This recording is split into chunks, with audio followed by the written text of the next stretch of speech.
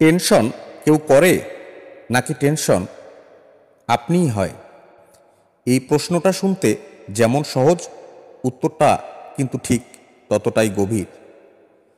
আমরা সবাই কোনো না কোনো সময় বলি অনেক টেনশনে আছি, ভাবতে ভাবতে ঘুম হারাম হয়ে গেছে, মাথার ওপর চাপ, কিছুই ঠিক মতো হচ্ছে না। কিন্তু আপনি কি জানেন, টেনশন হচ্ছে এমন একটা জিনিস যেটা আমরা নিজে তৈরি করি। টেনশন বাইরে থেকে আসে না, এটা জন্ম নেয় আমাদের মনের ভেতর, আমাদের ভাবনার ধরন থেকে। ধরুন একটা সমস্যা হলো, একজন মানুষ সেটা দেখে ভাবলো এই চ্যালেঞ্জটা আমি কিভাবে পার করতে পারি। আরেকজন ভাবলো এটা তো আমার কপালেই ছিল, আমি পারবো না। একই ঘটনা, দুইটা মনোভাব।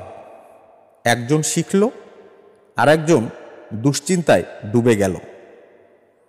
টেনশন মানেই ভয়, টেনশন মানে অনিশ্চয়তা। আর এই অনিশ্চয়তাকে আপনি কিভাবে দেখছেন সেটাই ঠিক করে দেয় আপনি শান্ত থাকবেন না অস্থির। আমরা সবাই টেনশনে পড়ি, কিন্তু সেটা মাথার উপর রাখবো কি মুঠোতে নেব সেটা আমাদের সিদ্ধান্ত। একটা গাছকে যদি আপনি রোজ বলেন তুই বড় হবি না, তুই পারবি না, তাহলে সে গাছ শুকিয়ে যাবে।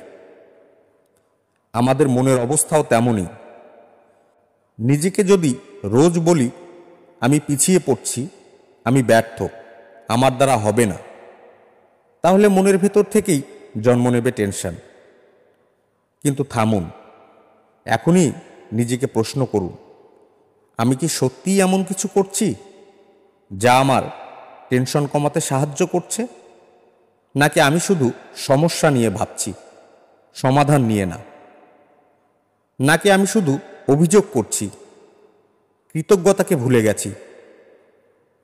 চলুন আজ থেকে একটা ছোট্ট সিদ্ধান্ত নিই। যখনই টেনশন হবে আমরা থামব, দম নেব, নিজেকে জিজ্ঞাসা করব এই মুহূর্তে আমি কি পরিবর্তন করতে পারি। হয়তো সব সমাধান একদিনে হবে না, কিন্তু ভাবনার ধারা বদলাবে, মনের ভারও হালকা হবে। শেষে একটা কথাই বলবো, টেনশন যদি মনের সৃষ্টি হয় তবে শান্তিও মনের মাধ্যমেই সম্ভব। ভাবনা বদলান, জীবন বদলাবে। ধন্যবাদ।